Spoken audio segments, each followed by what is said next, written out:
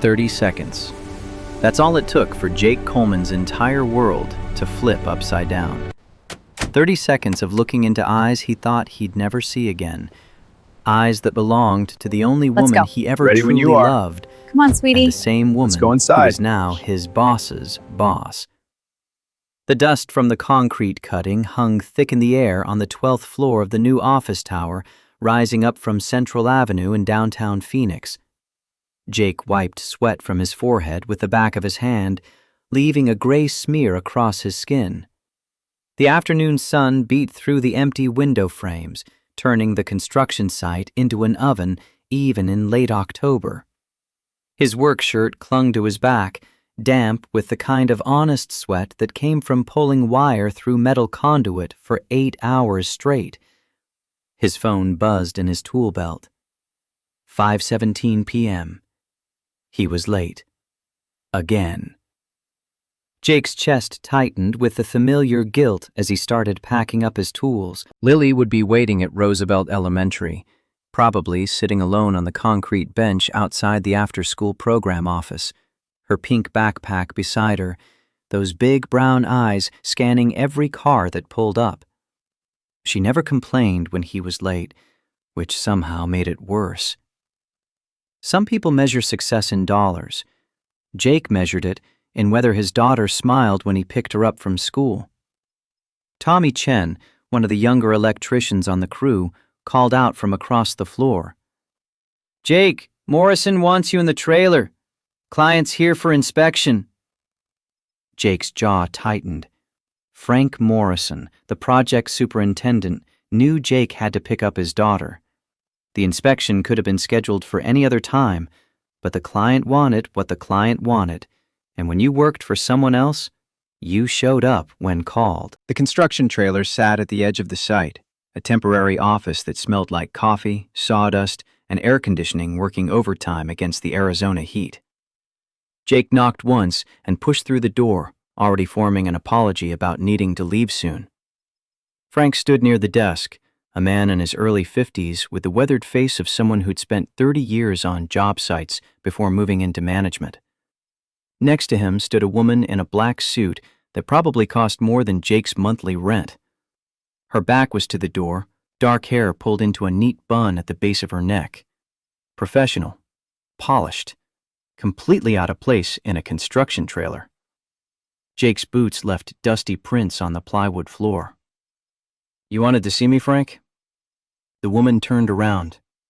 Time didn't stop, exactly. It lurched sideways, like a truck hitting black ice. Jake's hand was still on the door handle, his body frozen in the motion of entering, but his mind had already traveled back 12 years to a parking lot outside Lincoln High School, to the last time he'd seen that face. Victoria? Her eyes went wide, color draining from her face like someone had opened a tap. Her lips parted, but no sound came out for 3 full seconds. "Jake Coleman." Her voice came out rougher than he remembered, like she'd swallowed gravel.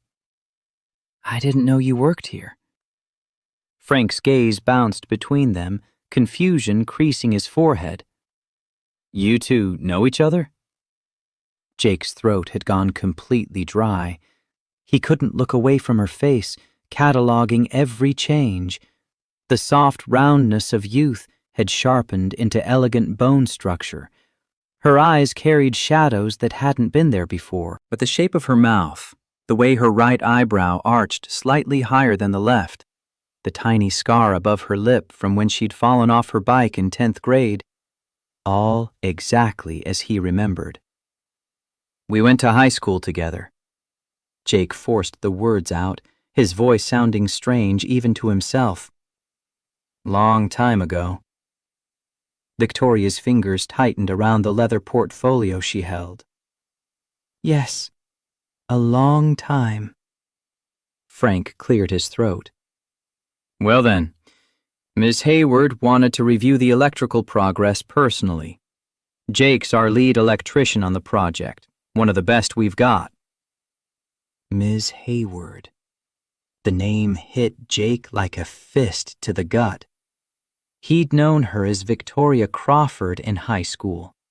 Hayward was her mother's maiden name, the one her family used for business, the one associated with Hayward Development Corporation, the massive real estate firm that owned half of Scottsdale and was now building this tower that Jake had been wiring for the past 4 months. His hands started to shake, so he shoved them into his pockets.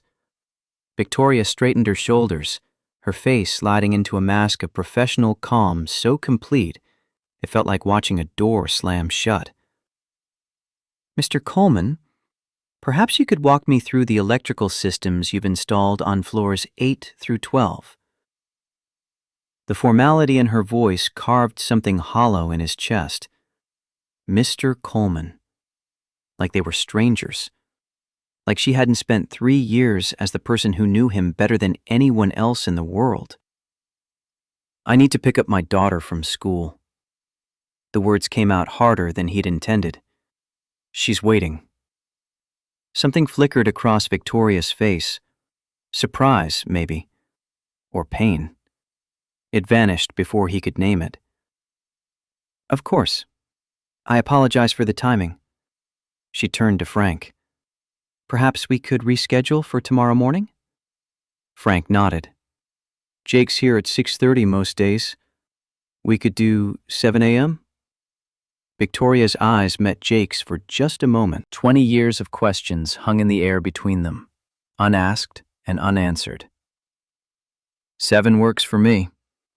Jake pulled his hand from his pocket, realized he was clenching his fist, and forced his fingers to relax.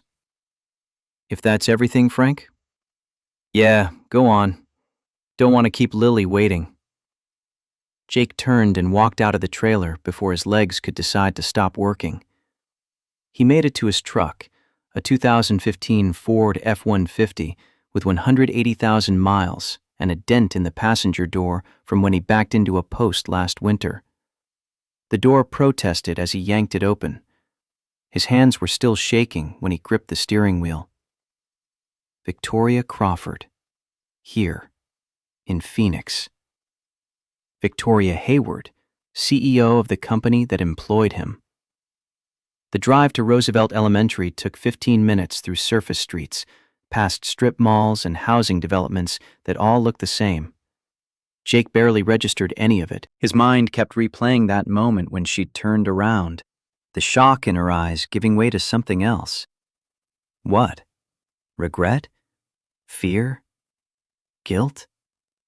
Lily sat exactly where he'd pictured her, on the bench outside the office, her backpack at her feet. She was reading a book, completely absorbed, one leg tucked under her.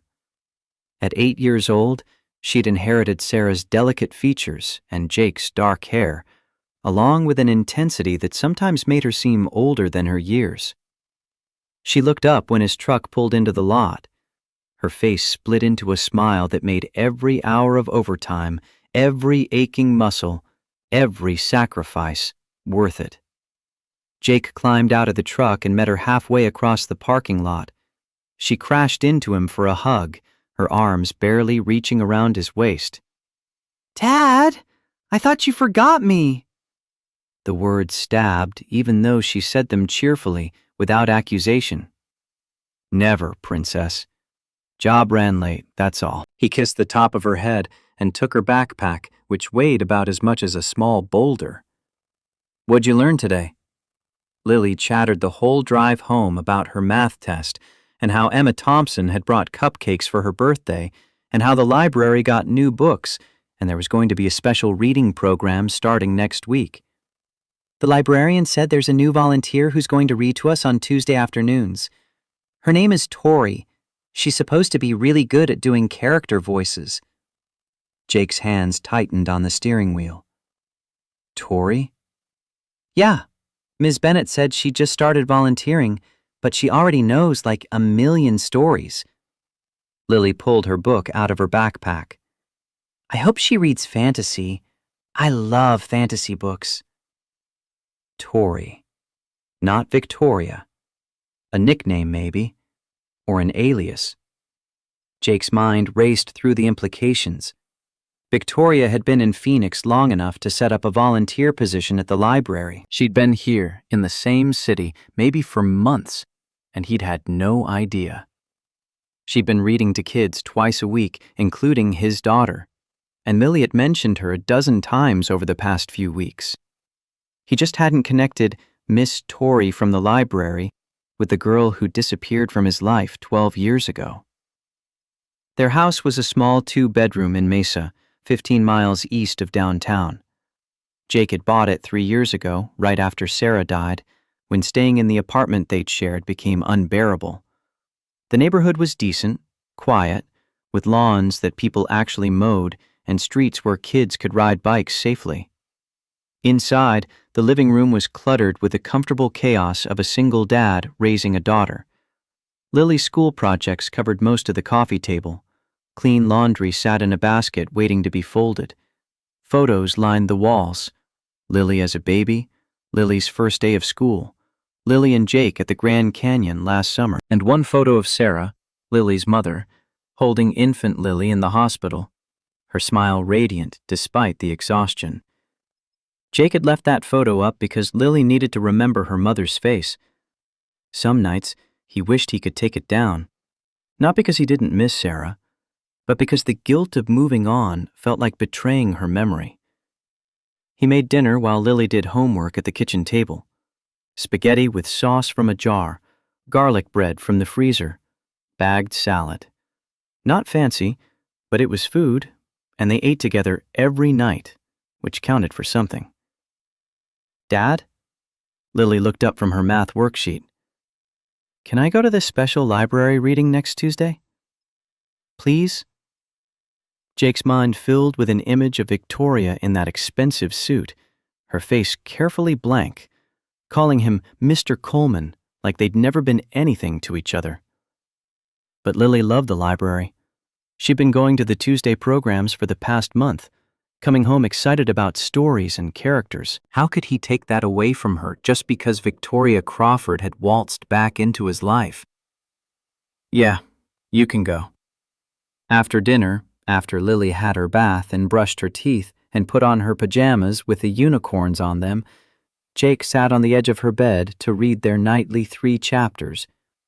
Tonight it was a book about a girl who discovered she could talk to animals.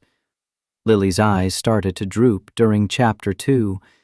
By chapter 3, she was asleep, her breathing soft and even.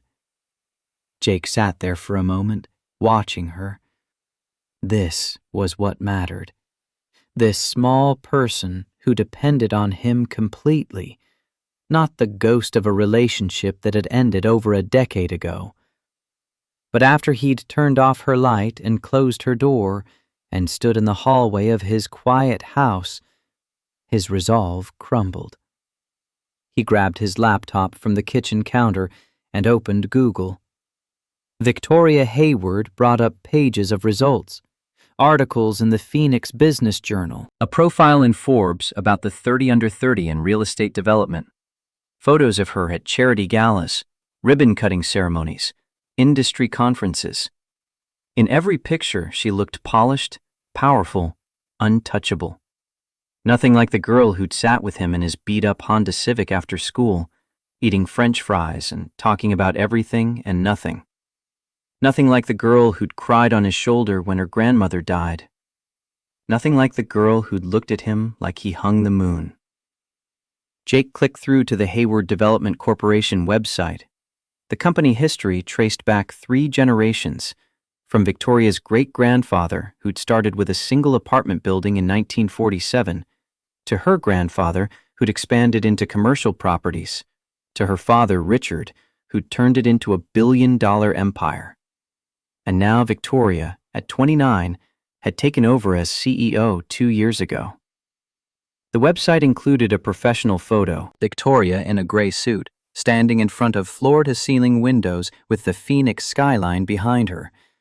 Her expression was confident, controlled, revealing nothing.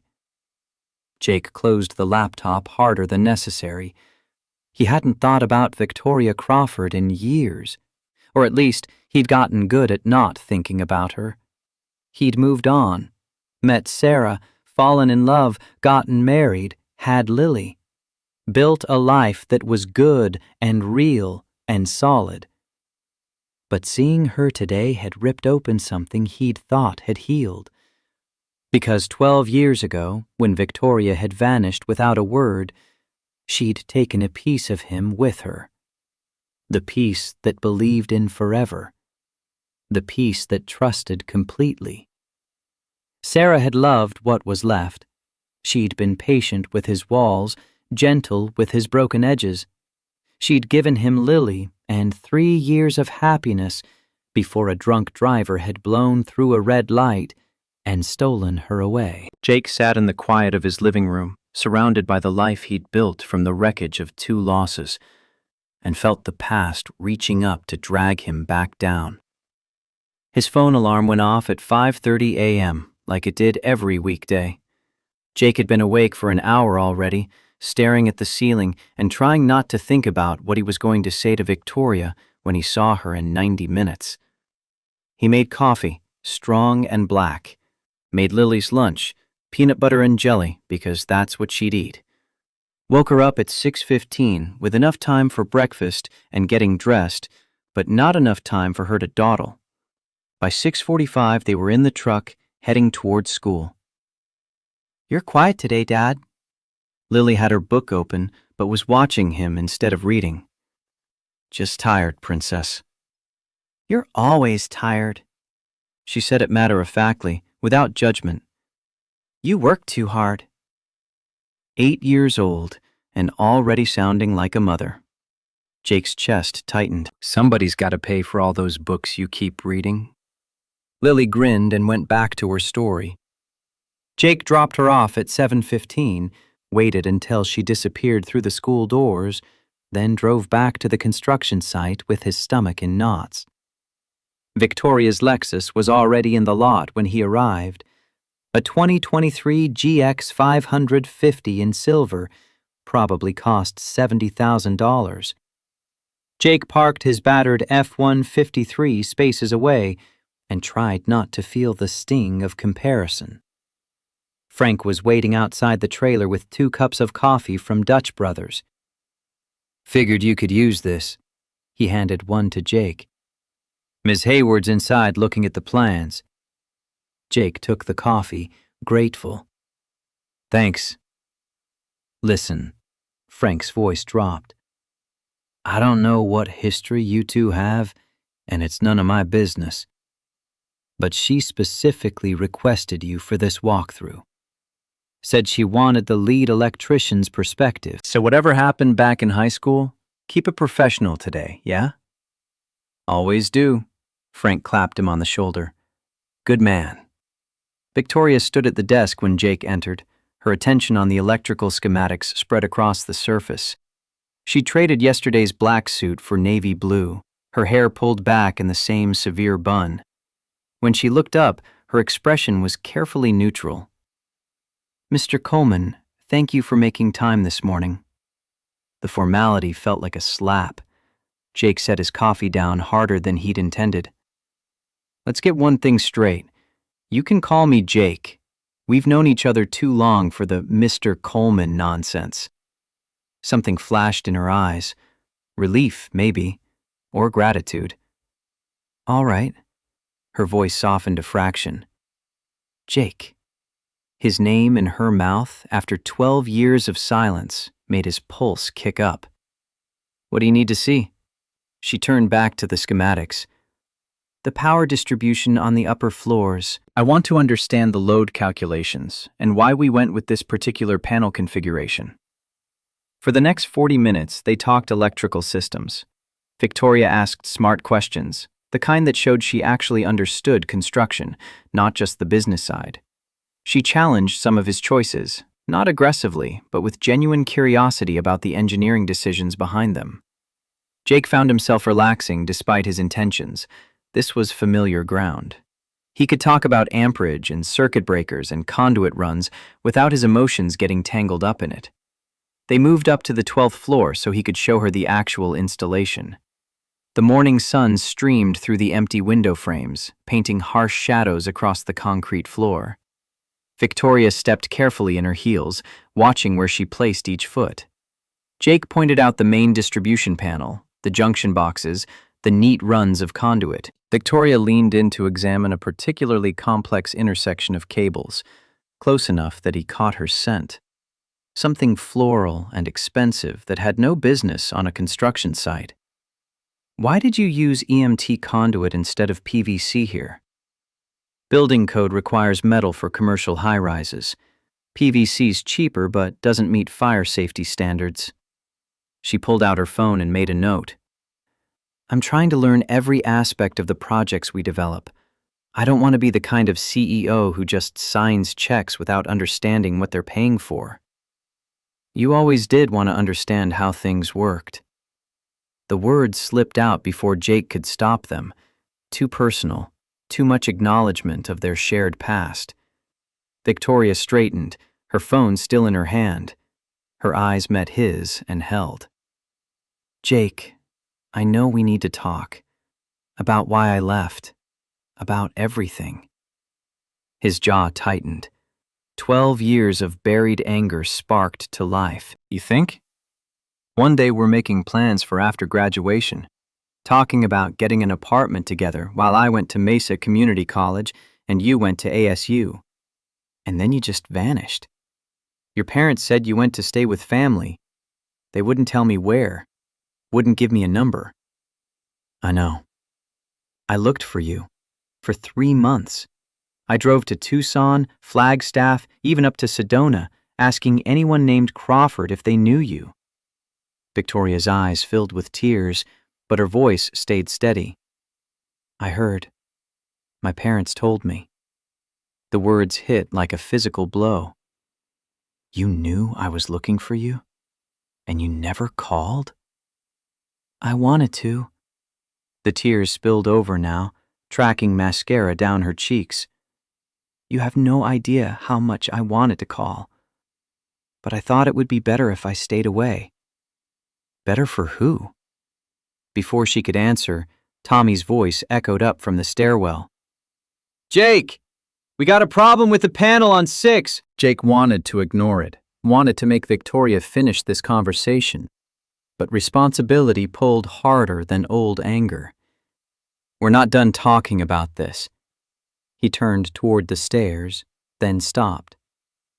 And Victoria, if you're going to keep volunteering at Lily's library, she deserves to know who you really are.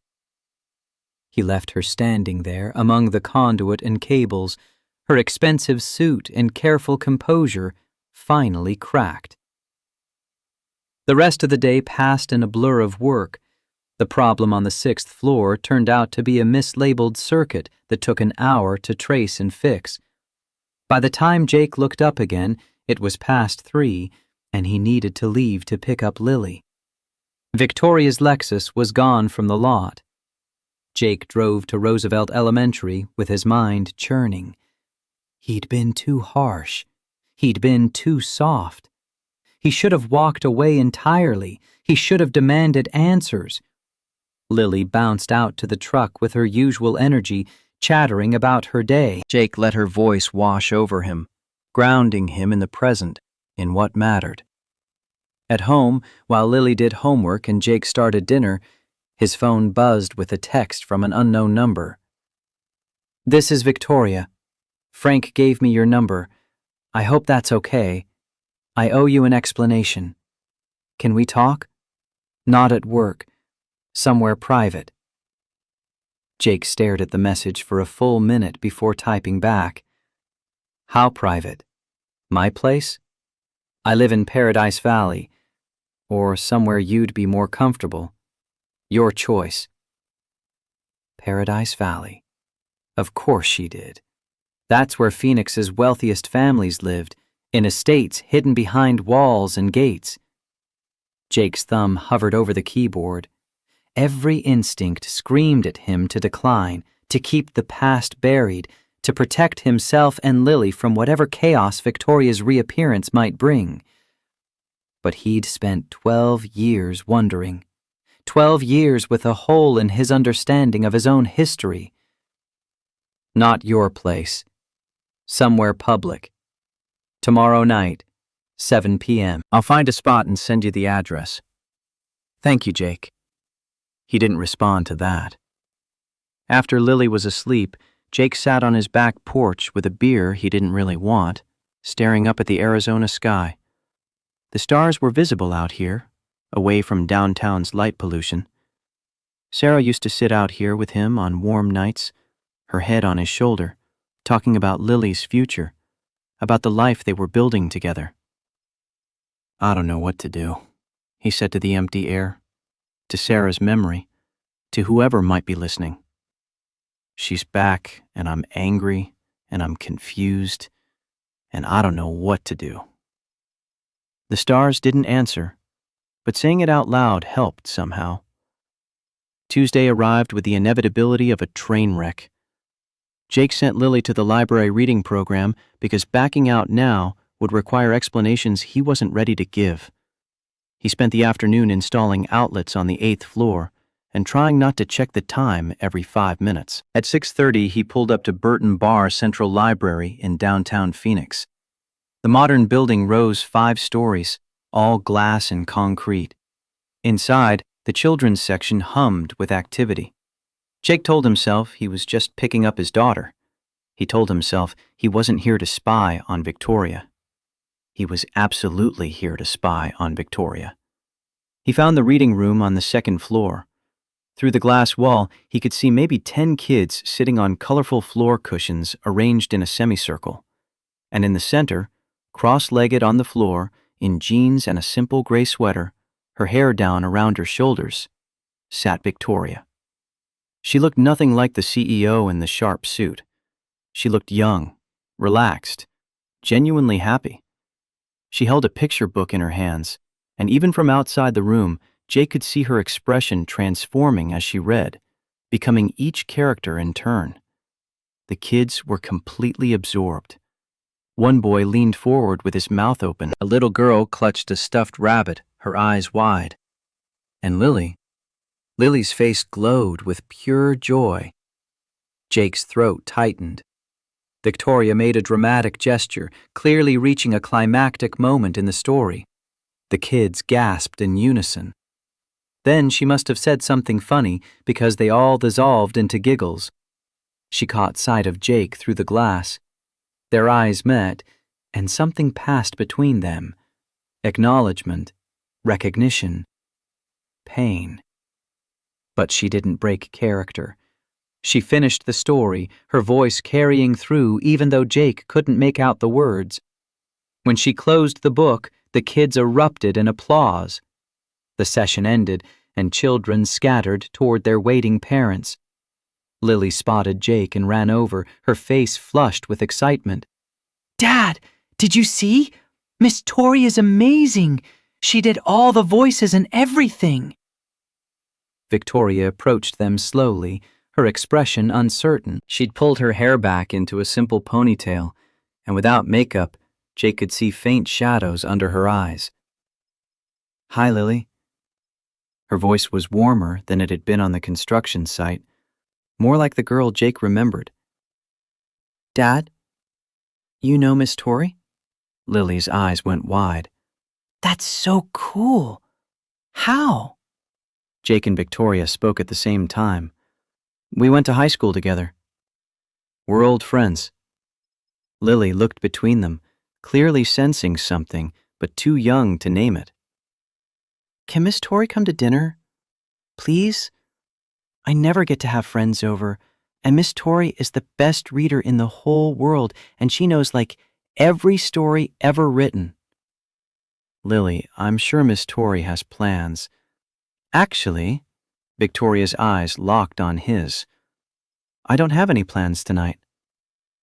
Jake wanted to say no, wanted to maintain the boundaries, keep his world separate, but Lily was looking up at him with those big brown eyes, and he'd already failed her in so many small ways by being a single parent stretched too thin. Sometimes the bravest thing a man can do isn't fighting. It's letting his guard down long enough to see if trust is still possible. It's just spaghetti from a jar. That sounds perfect. In the parking lot, Lily ran ahead to Jake's truck, already chattering about which book she wanted to show Victoria. Jake stopped beside Victoria's Lexus. Why are you doing this? The volunteer work, the kids, all of it.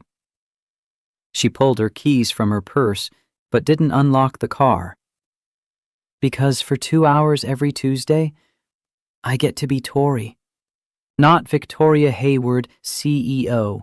Not my father's daughter. Not the person everyone expects me to be.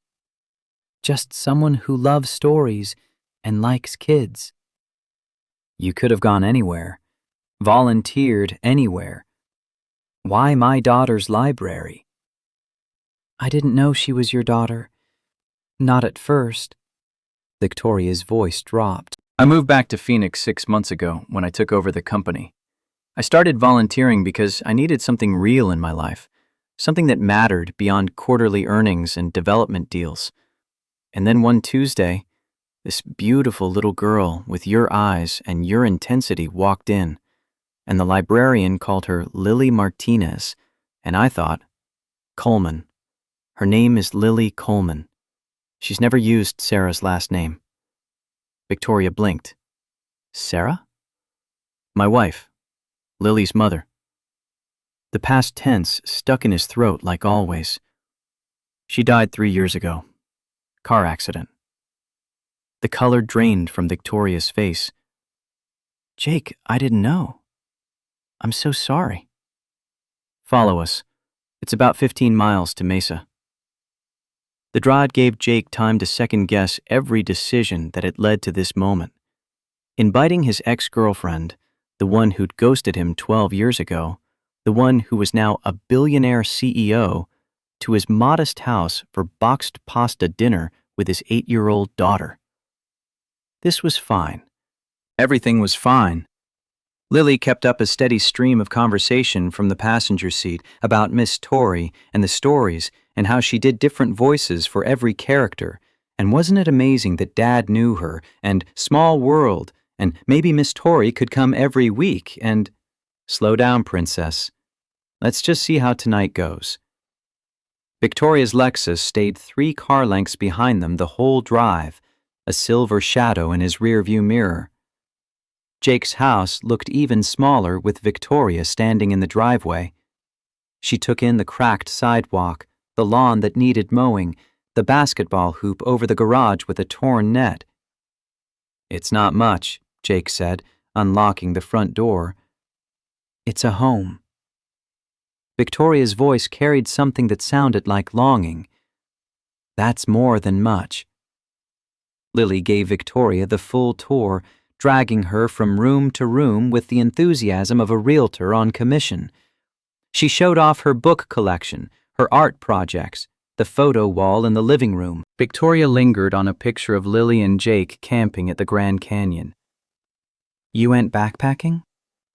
Just an overnight at the South Rim, nothing fancy. Lily pointed to another photo. And this is when I lost my first tooth. Dad gave me $5 whole. Victoria smiled, but Jake saw her eyes drift to the photo of Sarah. He'd taken it at the hospital right after Lily was born. Sarah looked exhausted and radiant and so alive. Your mom was beautiful, Victoria said to Lily. Yeah, she's in heaven now, with the angels. Lily said it simply, the way kids did, stating facts without fully grasping the weight. But I have Dad, and Dad's the best. Jake's throat closed up. In the kitchen, Victoria offered to help. Jake handed her a knife and cutting board with vegetables for salad, then immediately regretted it when she held the knife like she'd never seen one before. You don't cook much, do you? I have a chef. She said it without embarrassment, just stating a fact. His name is Martin. He's wonderful, but I have no idea what he actually does. Jake stepped behind her, close enough to smell her shampoo, and wrapped his hand around hers. Like this. Curl your fingers under so you don't cut them off. Victoria went very still. Her pulse jumped visibly in her neck. Got it? She nodded, not looking at him. They worked in silence for a few minutes, Jake at the stove, Victoria carefully cutting tomatoes into uneven chunks. Lily sat at the table coloring and narrating a story about a princess who built her own castle. It felt surreal. Victoria Crawford, in his kitchen, wearing designer jeans that probably cost more than his truck payment, struggling to cut vegetables for his daughter's dinner. It also felt right, in a way that terrified him. They ate at the small table, Lily dominating the conversation. She asked Victoria about her favorite books, favorite characters, if she liked dogs or cats better, what her favorite color was, on and on until Jake had to gently tell her to let Miss Tori actually eat. Sorry, Lily said, not looking sorry at all. I just really like Miss Tori. Victoria's smile reached her eyes. I really like you too, Lily. After dinner, Lily insisted on showing Victoria her bedtime routine, which apparently now required an audience. Bath time, pajamas, brushing teeth. Victoria watched it all with an expression Jake couldn't quite read. Sadness mixed with something else. Yearning, maybe. At 8:30, Jake sent Lily to bed with her book. She hugged Victoria goodnight, a quick, enthusiastic squeeze that made Victoria's eyes go suspiciously bright. Can Miss Tori come back? Please? We'll see, Princess. When Lily's door closed, Jake and Victoria stood in the hallway facing each other. The house felt too quiet suddenly. Would you like coffee? Or I have beer? Coffee's fine. They ended up on the back porch, sitting in mismatched lawn chairs with mugs of coffee that had gone lukewarm. The desert night had cooled down to pleasant, stars beginning to emerge. She's wonderful, Jake. You've done an amazing job with her. It's hard sometimes, being alone, wondering if I'm enough. She needs love and stability. You give her both. That's everything. They sat in silence for a while. Jake could hear crickets, the distant hum of traffic on the freeway. Tell me why you left. Victoria set down her mug with shaking hands. 12 years ago, 3 weeks after graduation, I found out I was pregnant. The words detonated in the quiet night like a bomb. Jake's coffee mug slipped from his fingers, hitting the concrete porch and shattering. Coffee spread in a dark pool, but he couldn't look away from Victoria's face. What? I was pregnant. 8 weeks. With your baby. His mind blanked completely, then raced, trying to make sense of the timeline, the implications, everything she wasn't saying. Why didn't you tell me? I was going to. Tears streamed down her face now, unchecked. I had the positive test in my purse. I was going to tell you that weekend. But my father found the test first. Your father? Richard Hayward doesn't accept obstacles. He saw my pregnancy as a problem to be solved. I was supposed to go to Stanford. I was supposed to take over the family business eventually. A baby at 18 with a construction worker's son? She stopped, breathing hard. Those were his words. Not mine. Never mine.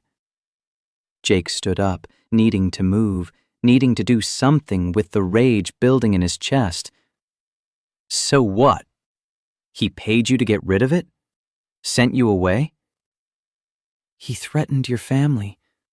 Said he'd destroy your father's business, make sure you never got into any college, ruin you.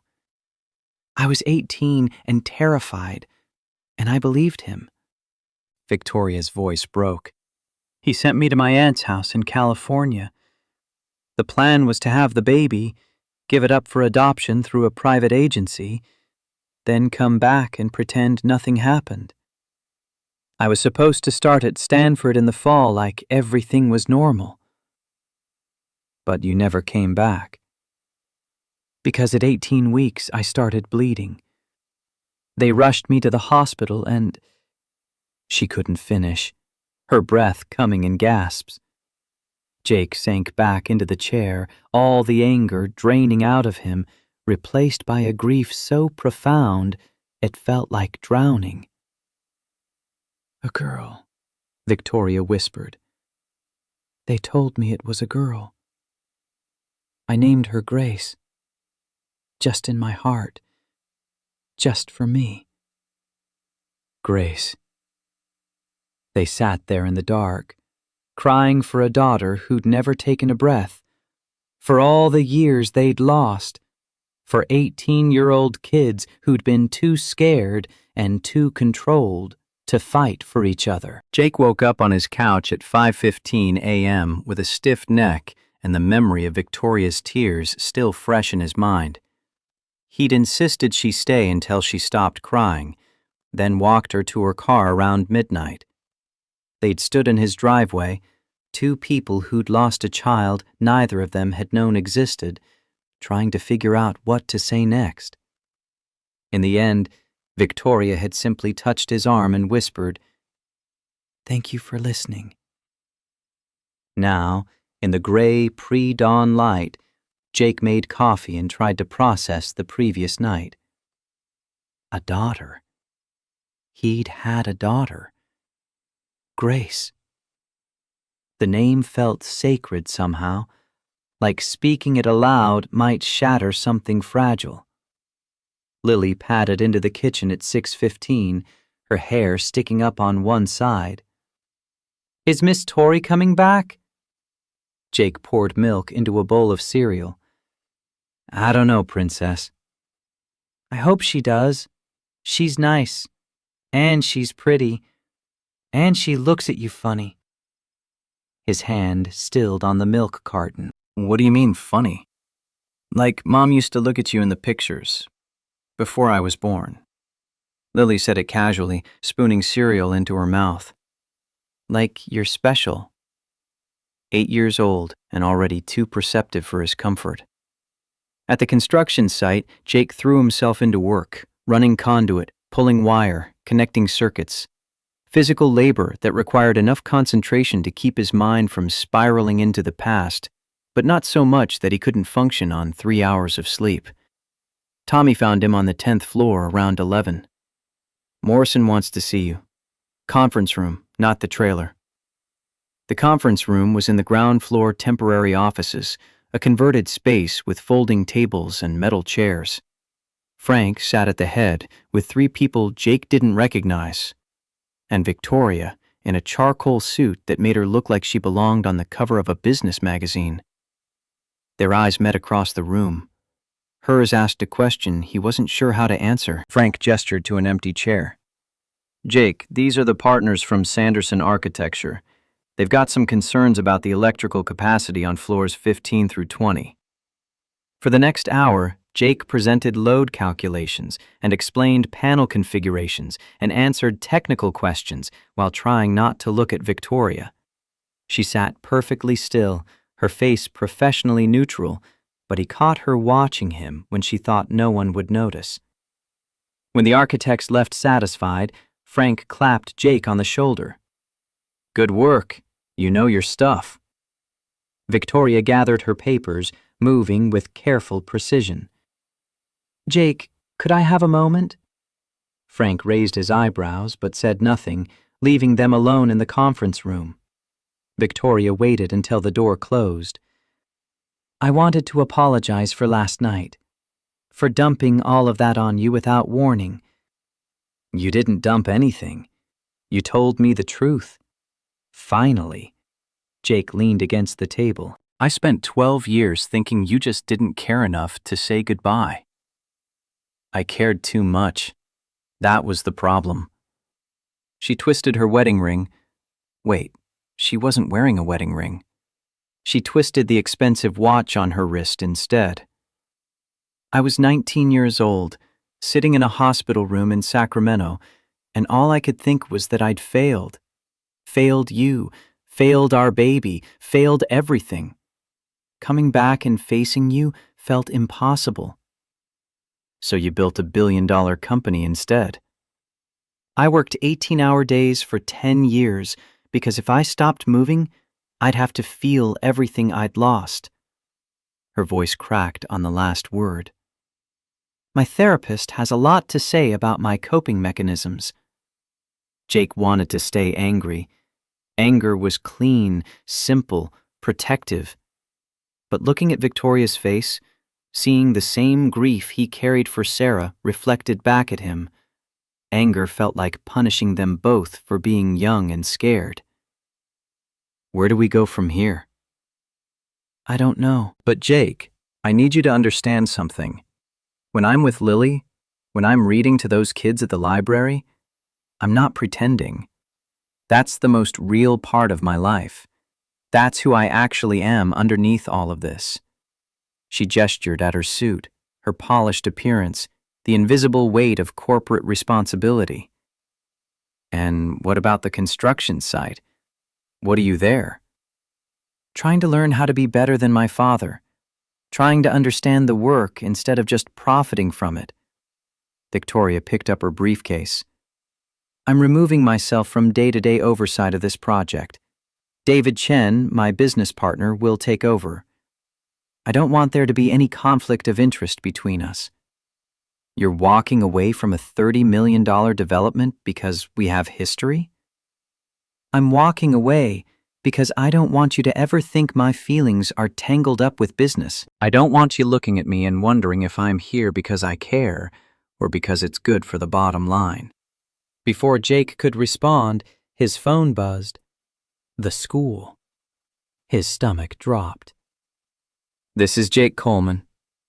The nurse's voice was calm but serious.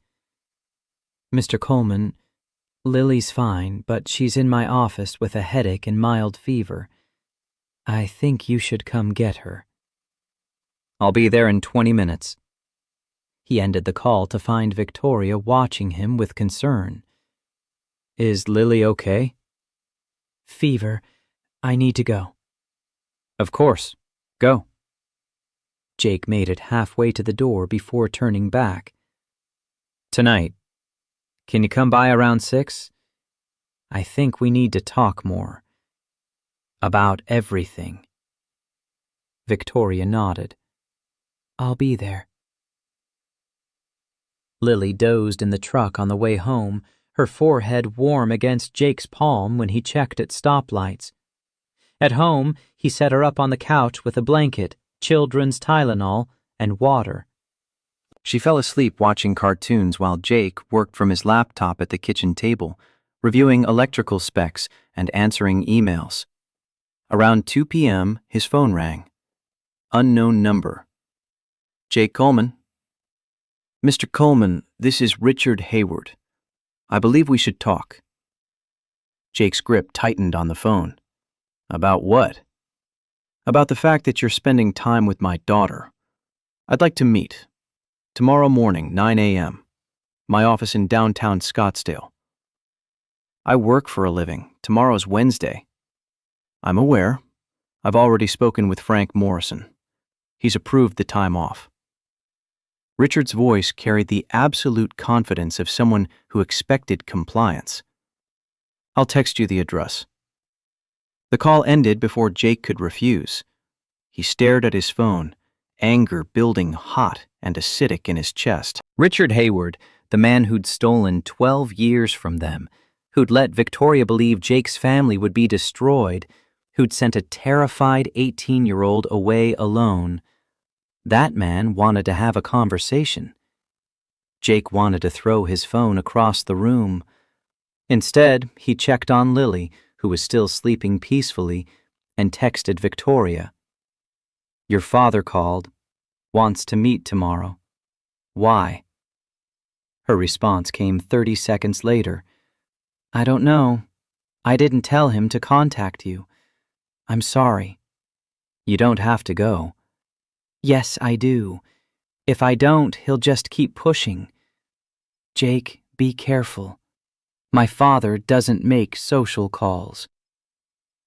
When Victoria arrived at 6, she brought soup from a good deli and children's books she thought Lily might enjoy.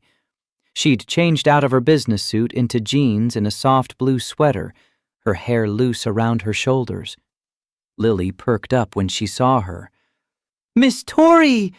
I'm sick, but it's not too bad. I heard. I brought chicken noodle soup and some new stories. They ate dinner on the couch. Lily curled between Jake and Victoria, watching an animated movie about dragons. Victoria fit into the domestic scene with surprising ease, getting up to refill water glasses, helping Lily to the bathroom when the fever made her shaky, reading stories in different character voices until Lily's eyes started to droop.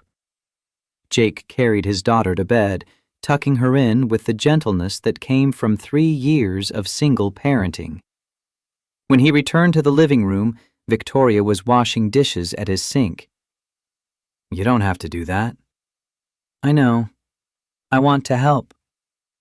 They finished the dishes in comfortable silence, then returned to the back porch with decaf coffee. The November night was cool enough to need a jacket, but not cold, the sky clear enough to see the Milky Way. Your father called me today. Victoria's coffee mug stopped halfway to her mouth. What? He wants to meet.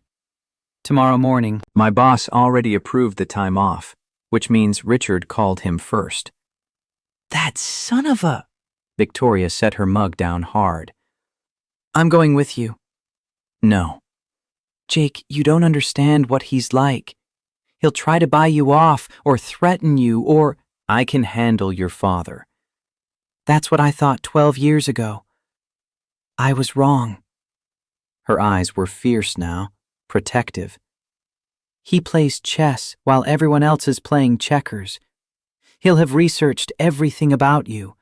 Your finances, your work history, Lily's school records. He'll find your pressure points and push. Then he'll find out I don't scare easy. Jake met her gaze. I need to do this alone, Victoria. Man to man. If you're there, it changes the dynamic. She studied his face for a long moment, then nodded reluctantly. Okay, but text me when you're done. And Jake, don't sign anything he gives you. Don't accept any money. Don't make any promises. I'm not 18 anymore. Neither are you. No. But he's still Richard Hayward, and he still thinks he can control everything. After Victoria left, Jake stood in Lily's doorway, watching his daughter sleep. Her fever had broken, her breathing even and peaceful. She'd asked for Miss Tori before falling asleep, wanted to know when she'd see her again.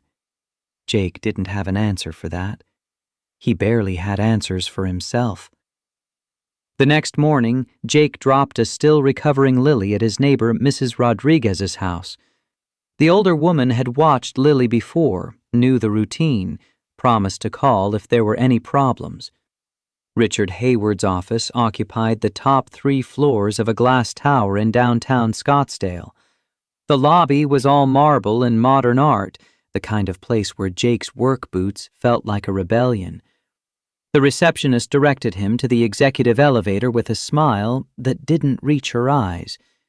The 32nd floor opened directly into a reception area larger than Jake's entire house. Floor-to-ceiling windows offered views across the valley, from Camelback Mountain to the superstitions in the distance.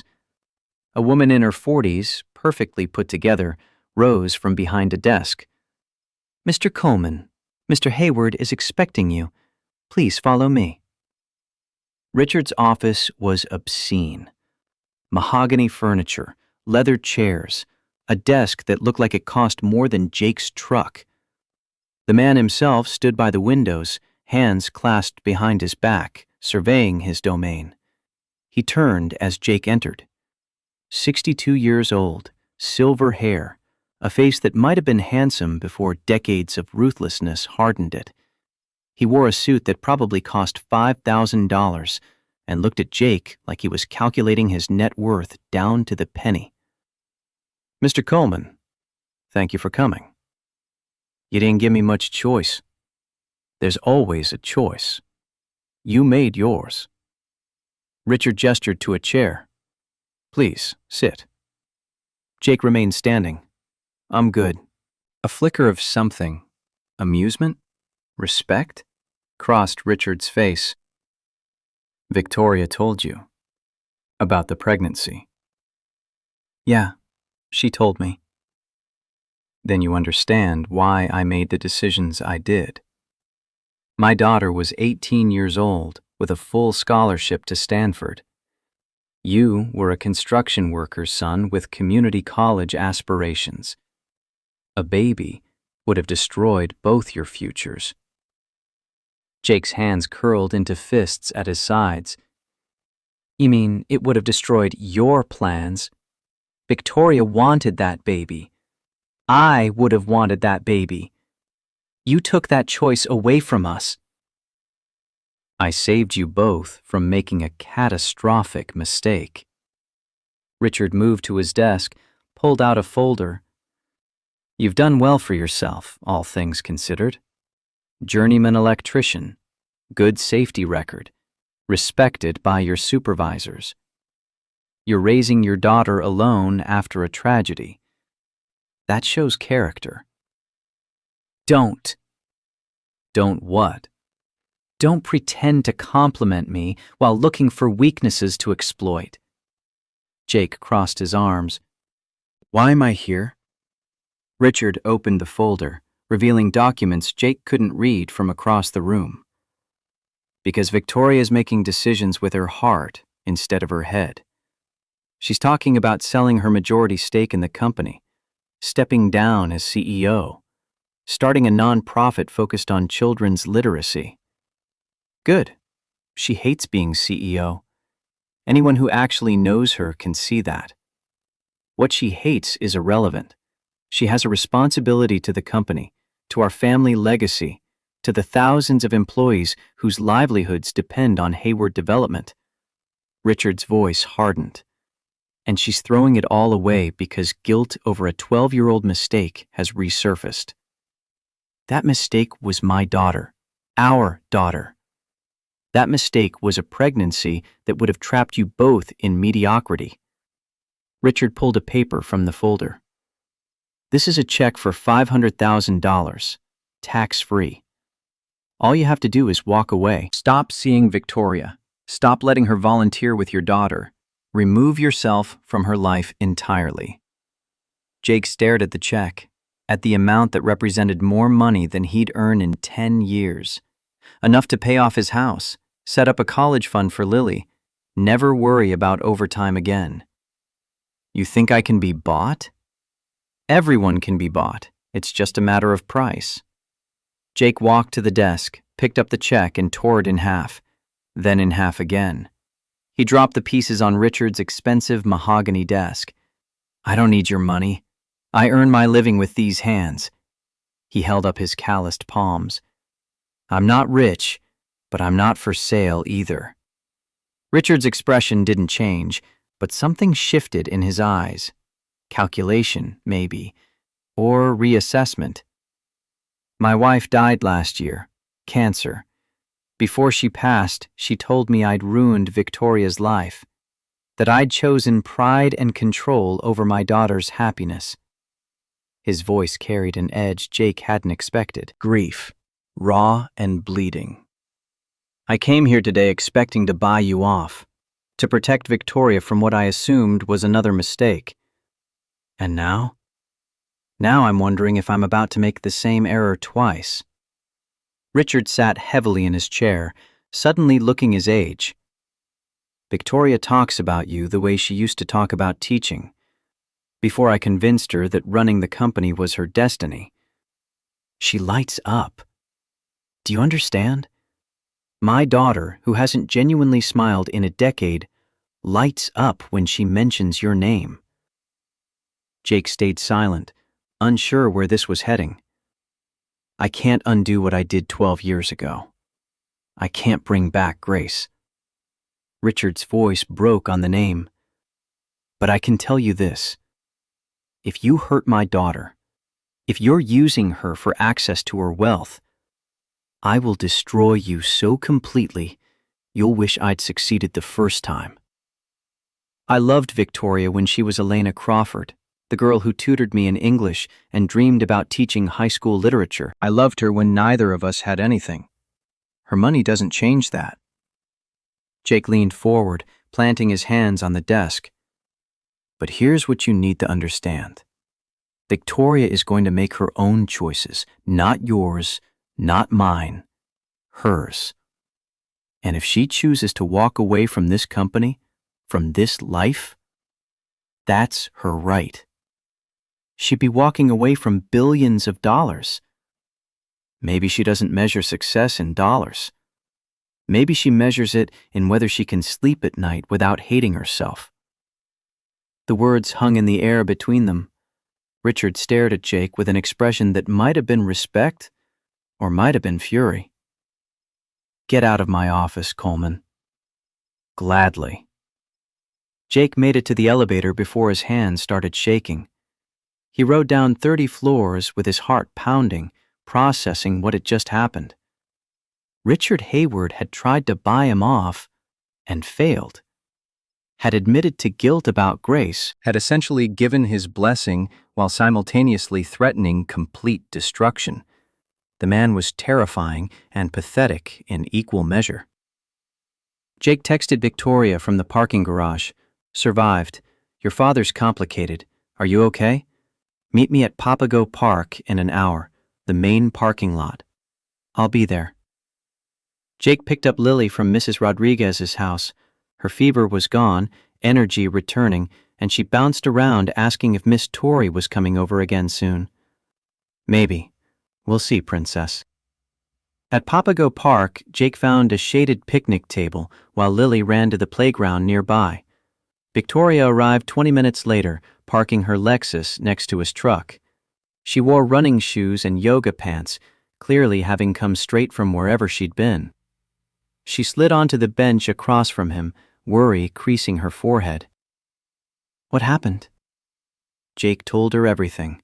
The check, the conversation, Richard's admission about his wife's dying words. Victoria's eyes filled with tears halfway through. He told you about Mom. You didn't mention she'd passed. I'm sorry. Last March. Ovarian cancer. By the time they caught it, there was nothing to be done. Victoria wiped her eyes. She and my father had a complicated marriage.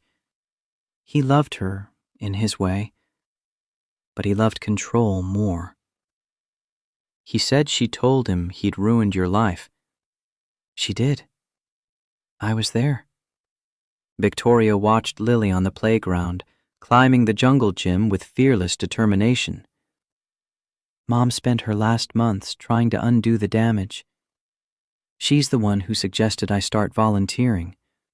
Said I needed to remember why I wanted to teach in the first place. Did you really want to sell the company before you saw me again? Victoria turned back to face him. I'd already put the plan in motion. David Chen, my business partner, was finalizing the buyout agreement. I was going to announce it at the board meeting next month. Then I walked into that construction trailer and saw you, and suddenly all my careful planning felt inadequate. Why? Because I realized I wasn't just running from a job I hated.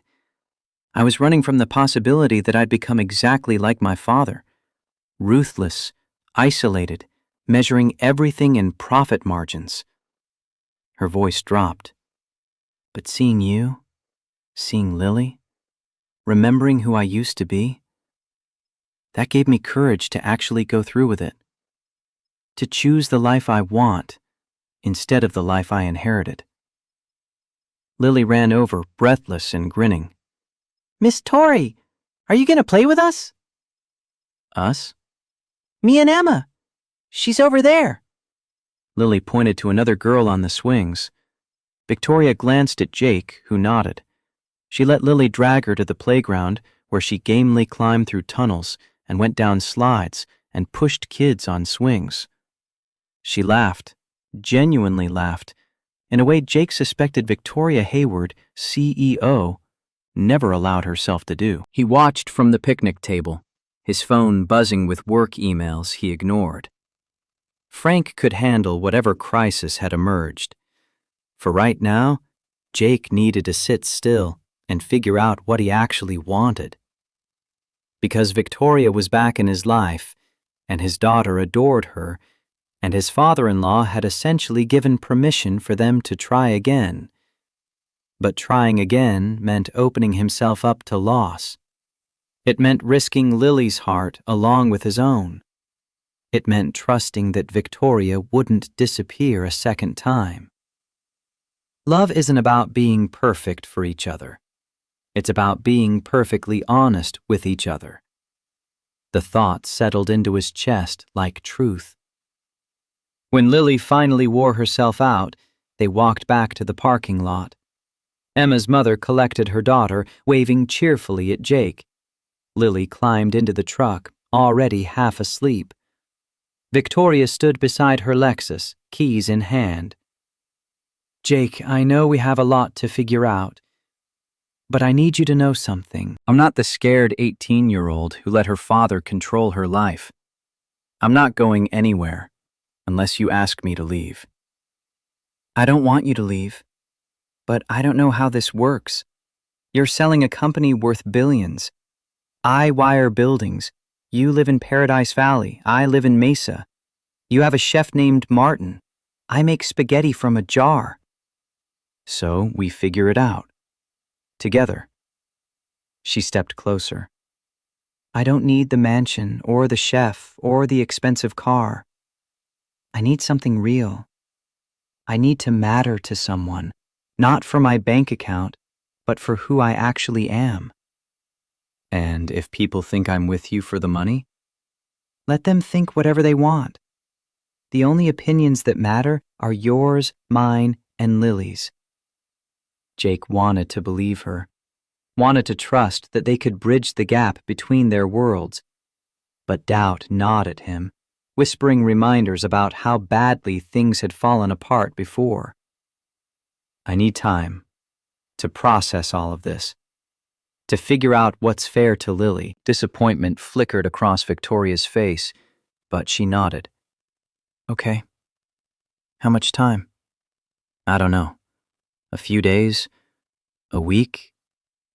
I can't rush this." "Take whatever you need." Victoria unlocked her car.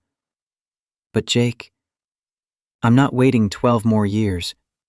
Life's too short, and we've already lost too much." Over the next week, Jake kept his distance. He worked long hours, came home to Lily, avoided the library on Tuesday afternoon by having Mrs. Rodriguez pick up his daughter. He told himself he was being careful, protecting them both. He was actually terrified. Frank noticed the change. On Friday afternoon, they sat in the construction trailer reviewing the schedule for the following week. "You've been different this week. Distracted." Frank set down his clipboard. "This about Ms. Hayward?" "It's complicated." "It always is. You know what Nancy told me when we first started dating? She said, 'Frank, I make 3 times your salary. If that bothers you, we should stop now.' You know what I said?" "What?" "I said, 'Does it bother you that I can fix a toilet and you can't?' She laughed, and we got married 6 months later." Frank leaned back in his chair. "Point is, Jake, everyone's got something to bring to a relationship. Money's just money. Character's what counts. Her father tried to pay me $500,000 to disappear." Frank whistled low. "What'd you do?" "Tore up the check." "Good. That's what I figured you'd do. You're not the type to be bought." Frank studied him. but you're also not the type to let pride get in the way of happiness. So what's really holding you back? Jake stared at the construction plans spread across the desk, at the neat lines and precise measurements, everything calculated and controlled. I'm scared. Of getting hurt. Of Lily getting hurt. Of building something with Victoria and having it fall apart again. You know what's scarier? Spending the rest of your life wondering, what if? Sarah wouldn't want that for you. She'd want you to be happy. The mention of Sarah made Jake's chest tighten. He hadn't thought much about what Sarah would want, too caught up in guilt about moving on. But Frank was right. Sarah had been generous, loving, the kind of person who wanted everyone around her to thrive. That evening, after Lily was in bed, Jake pulled out his laptop. He opened Facebook for the first time in months and searched for Victoria's profile. It was sparse, professional, mostly reposts of company news, but there was one personal photo from 3 weeks ago. Victoria at Burton Bar Library, surrounded by kids, holding up a copy of Where the Wild Things Are. Her smile was real, unguarded, joyful. The caption read, "Found my happy place." Jake stared at that photo for 20 minutes, at the woman who'd loved him when they were kids, who'd lost a baby and never told him, who'd built an empire to avoid feeling pain, and who'd finally found her way back to what made her happy. He texted her, "Can you come over tomorrow? We need to talk." "I'll be there. What time?" "Morning, 9 a.m., before Lily wakes up." "See you then." Jake barely slept. He rehearsed conversations in his head, trying to find the right words to explain what he needed, what he feared, what he hoped might be possible. By 8:30, he'd made coffee and cleaned the house and changed his shirt twice. Victoria arrived at 9 exactly, punctual as always. She wore jeans and a simple sweater, minimal makeup, hair in a ponytail. She looked young, nervous, hopeful. They sat at his kitchen table with coffee neither of them drank. Jake spoke first. "I've been thinking about what you said, about being honest, about figuring this out together." "Okay, I want to try, but I need us to have rules, boundaries, things we both agree to." Victoria pulled out her phone. "Should I take notes?" "If you want." "I want. This matters." Jake took a breath. "First rule. I pay for everything involving Lily and me. Dinner, activities, whatever. That's my responsibility as her father. I won't be the guy who can't provide for his own kid." Victoria typed. "Agreed. What else?" "Second, you don't use money to solve our problems. If we fight, we work it out with words, not gifts or gestures or writing checks." "Agreed." Third, we're completely honest. No more secrets. Ever. Even if the truth is hard. Especially if the truth is hard. Victoria looked up from her phone. "What else?" Fourth, we're equal partners. You might have more money, but that doesn't make you more important. We make decisions together. Yes, absolutely yes. And fifth, Lily comes first. Always. If she's uncomfortable or unhappy with us being together, we slow down or stop. Her well-being is non-negotiable. Victoria set down her phone. "Jake, those are all good rules, but I need one more." "Okay." "If this gets too hard, if the differences between our lives become too much, we talk about it. We don't just walk away. We fight for this, for us, before we give up." Her eyes were fierce. "I walked away once because I was scared. I'm not doing that again. But I need you to promise you won't either." "I promise." They sat in silence for a moment, letting the weight of those promises settle. Victoria reached across the table, palm up. Jake hesitated, then placed his hand in hers. Her skin was soft, her grip firm. "So we're doing this? Really trying?" "Yeah, we're trying." Lily chose that moment to wander into the kitchen, rubbing sleep from her eyes. She stopped when she saw them holding hands across the table. "Are you guys dating?" Jake and Victoria looked at each other. Victoria's expression asked the question. Jake nodded. "Yeah, princess, we're dating." Lily's face split into a grin. Finally! I thought you'd never figure it out. "You knew?" Dad, everyone knows when grown-ups like each other. You get all weird and smiley. Lily climbed into Victoria's lap like it was the most natural thing in the world. Does this mean Miss Tori can come to dinner all the time? Victoria's arms came around Lily automatically, her eyes bright with tears. If that's okay with you. It's super okay. Now I have a dad and a Miss Tori. Jake watched his daughter cuddle into Victoria's embrace, watched Victoria's face transform with wonder and tenderness, and felt something that had been clenched tight in his chest finally relax. They made pancakes together, Lily directing operations from her perch on the counter, Victoria and Jake bumping into each other in the small kitchen, laughing when the first batch burned. It was chaotic and imperfect, and exactly right. After breakfast, Lily insisted they go to the Phoenix Zoo. Victoria drove them in her Lexus, and Jake tried not to feel weird about the luxury car seats and the premium sound system. Lily chattered from the back seat about which animals she wanted to see first. At the zoo, they fell into an easy rhythm. Victoria bought the tickets before Jake could argue, but he paid for lunch and ice cream. They took turns pushing Lily on the carousel and taking photos in front of the elephant exhibit. When Lily got tired, she held both their hands, swinging between them as they walked. People stared sometimes.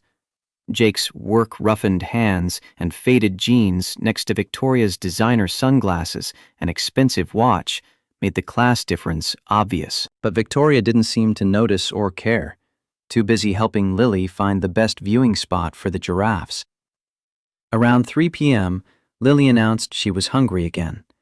They found a shaded picnic table and ate overpriced zoo hot dogs while Lily explained in great detail the life cycle of butterflies.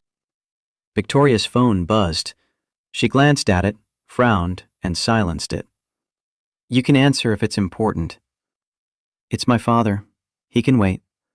The phone buzzed again. And again. Victoria sighed and checked the messages. Her face went pale.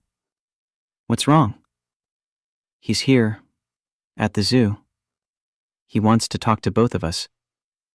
"How does he know we're here?" Victoria's jaw tightened. "He probably has someone watching me. He does that sometimes when he thinks I'm making decisions he doesn't approve of." Lily looked between them, picking up on the tension. "Is something bad happening?" "No, princess. Just some grown-up stuff." Jake's mind raced. "Where does he want to meet?" Victoria checked her phone again. "The main plaza, near the flamingos." "Okay, let's go." They found Richard Hayward standing by the flamingo exhibit, conspicuously out of place in a tailored suit. He spotted them approaching and straightened, his expression unreadable.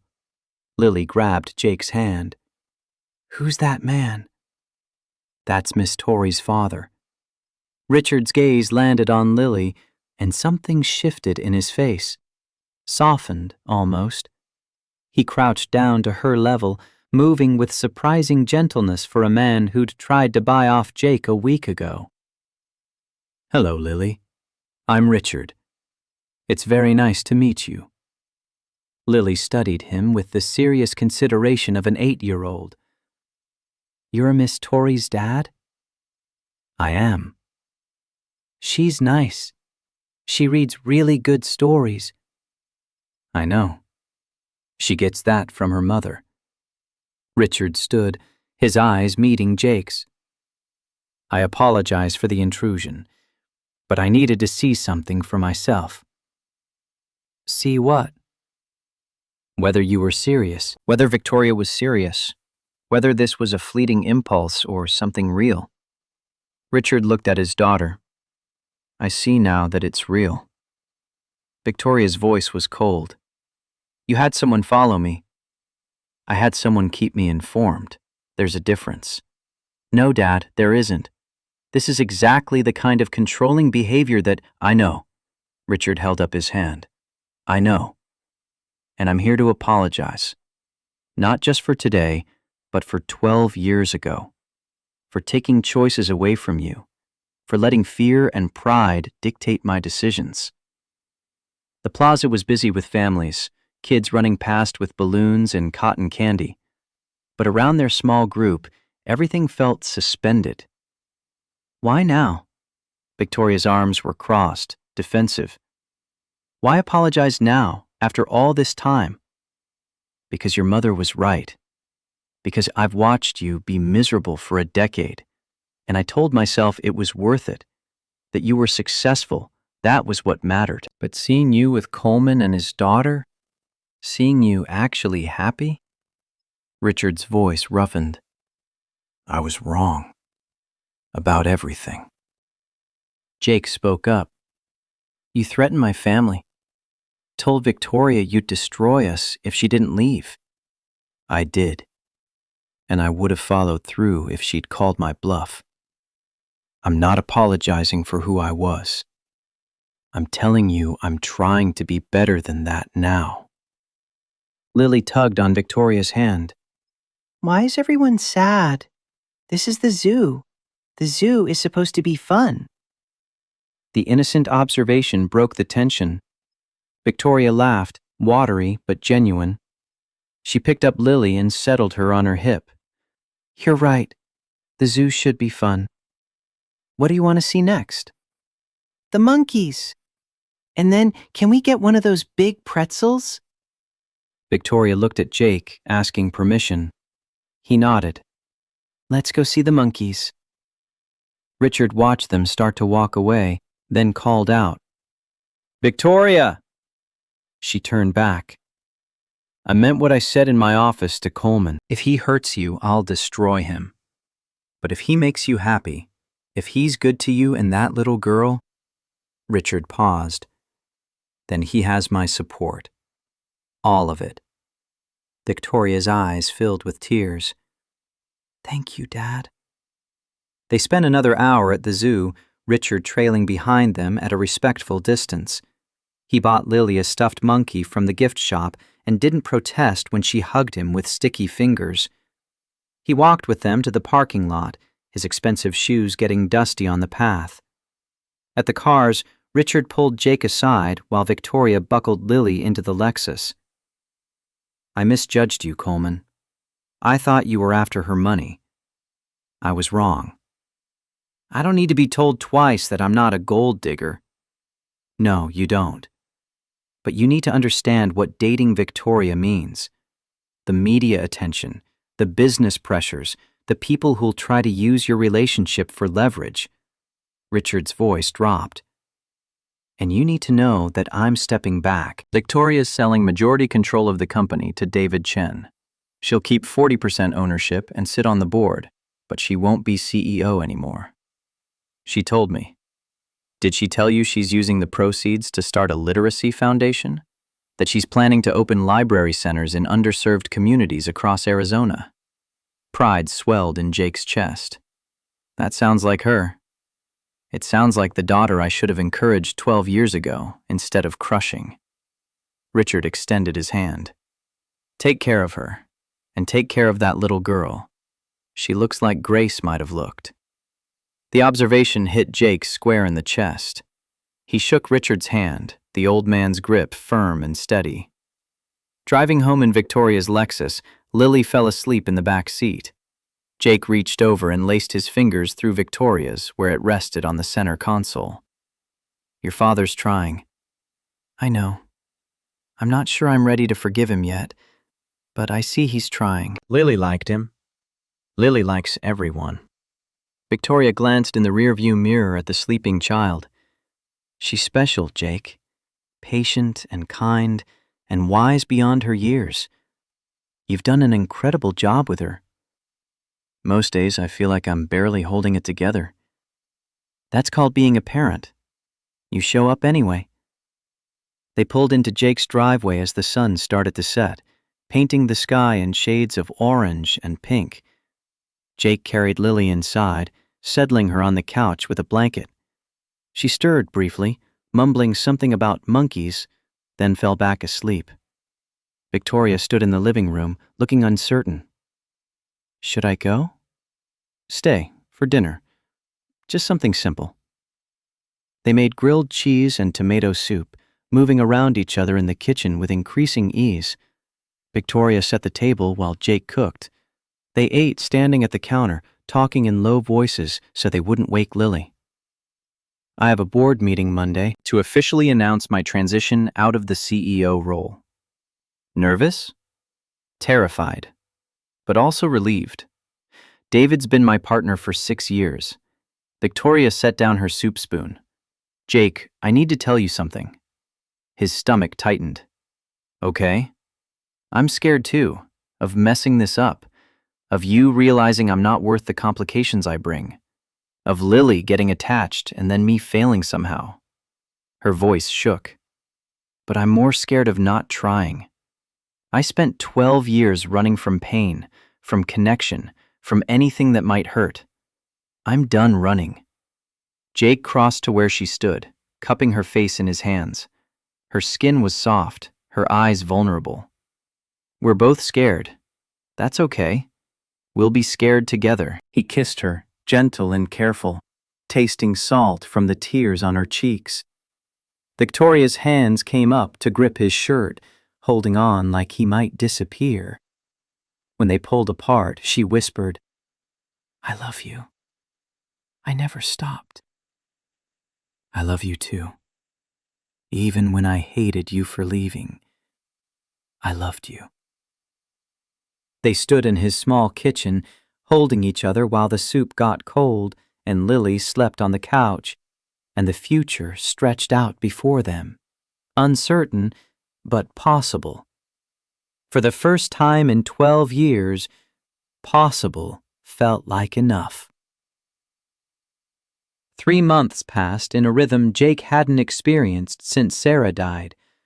Weekday mornings meant dropping Lily at school, working the construction site until 4, picking her up and heading home for homework and dinner. But now Tuesday afternoons included Victoria reading at the library, and most evenings she'd show up around 6 with groceries or takeout, fitting herself into their life like a puzzle piece that had been missing. The town talked. Jake heard it from Tommy at work, saw it in the way some parents at school pickup gave him sideways glances. The single dad electrician dating the billionaire CEO made for good gossip. Most people were curious, some disapproving, a few genuinely happy for him. Jake stopped caring what strangers thought around the 3rd week, when Lily started calling Victoria Tori without the miss, and asking if she could come to parent night at school. February brought cooler weather and the announcement of Victoria's transition. The Phoenix Business Journal ran a profile piece. Victoria Hayward steps down as CEO, launches education initiative. The article praised her vision for the Grace Literacy Foundation, named for her late grandmother, dedicated to building library centers in underserved communities. Only Jake and Richard knew the truth behind the name. Victoria moved out of her Paradise Valley estate into a 4-bedroom house in Gilbert, 15 minutes from Jake's place in Mesa. The new house was nice, but normal. The kind of place where neighbors borrowed lawnmowers and kids rode bikes in the street. She kept some of her wealth, selling off the designer clothes and expensive art, keeping the practical SUV, but donating the luxury sedan. I don't need all of it, she'd explained to Jake one evening while helping Lily with a school project. 40% ownership in the company still generates more passive income than I'll ever spend. The rest was just wait. Jake watched her hot glue popsicle sticks onto cardboard, her tongue caught between her teeth in concentration, and felt his world shift further off its axis in the best way. In March, Victoria asked Jake and Lily to join her for Sunday dinner at Richard's estate in Paradise Valley. Lily bounced with excitement at seeing the castle again. Jake felt like he was walking into a trap, but Victoria's hand in his steadied his nerves. Richard had changed in subtle ways. He smiled more, listened better, and made an effort to connect with Lily that seemed genuine rather than calculated. Over pot roast that his chef Martin had prepared, Richard asked Lily about school and soccer and her favorite books. He pulled out an old photo album and showed her pictures of Victoria as a child. Your Tori used to read all the time, too. Drove me crazy, always had her nose in a book instead of learning the business. Victoria rolled her eyes. You mean instead of becoming you? I mean instead of wasting her intelligence on fairy tales. But Richard's tone was fond, not critical. Turns out those fairy tales prepared her for something more important than quarterly earnings. After dinner, Richard asked to speak with Jake privately. They went to the study, the same room where Richard had tried to buy him off months ago. Jake's shoulders tensed automatically. Richard poured 2 glasses of bourbon without asking, handed one to Jake. I've been thinking about Grace, about the granddaughter I never got to meet. Jake took the bourbon but didn't drink. Okay. Victoria showed me the ultrasound photos. Did you know she kept them? For 12 years, hidden in a box, too painful to look at but too precious to throw away. Richard's voice was rough. She was going to name the baby Grace Elena Coleman. Grace after my mother, Elena after herself. The information hit Jake like a physical blow. He'd never asked about names, about the details. It had seemed too painful to excavate. I failed that little girl before she even had a chance at life. I failed my daughter. I failed my wife, who spent her last year alive trying to fix what I'd broken. Richard finally looked at Jake directly. I'm not asking for forgiveness. I'm asking for a chance to not fail Lily. What does that mean? It means I'd like to be in her life. As her grandfather, if you'll allow it. I can't undo the past, but I can try to get the future right. Jake studied the old man's face, looking for manipulation or hidden agendas. He found only grief and hope mixed together. Victoria and I would need to talk about it, and Lily gets final say. If she's uncomfortable, it doesn't happen. Fair enough. They rejoined the others to find Victoria and Lily in the library, reading together on an enormous leather couch. Lily was curled into Victoria's side, completely relaxed, completely trusting. The sight made Jake's chest ache with a longing he hadn't known he still carried. A family. Not the one he'd planned with Sarah, but a family nonetheless. April brought the first real test of their relationship rules. Victoria had been working on securing funding for the first Grace Literacy Foundation Center, targeting a low-income neighborhood in South Phoenix. The budget came in at $500,000 for the building renovation, books, and first year of operations. She mentioned it casually over dinner at Jake's house, discussing it the way someone might talk about remodeling a bathroom. Jake felt his jaw tighten, but said nothing until after Lily went to bed. $500,000, just like that. Victoria looked up from her laptop where she'd been reviewing architectural plans. It's a reasonable budget for the project scope. I've seen the neighborhood. These kids deserve a safe place to read and learn. I'm not arguing the cause. I'm saying you just committed $500,000 of your personal money without blinking. It's my foundation. My money. What's the problem? The problem is, I make $54,000 a year. To me, $500,000 is an incomprehensible amount. To you, it's Tuesday. Jake paced his small living room. How am I supposed to be your equal partner when we exist on completely different financial planets? Victoria closed her laptop, her expression shifting to understanding. You're right. I should have realized how that would sound. But Jake, this is exactly why I needed to step away from the CEO role. That money doesn't feel real to me anymore. It's just numbers in accounts I barely look at.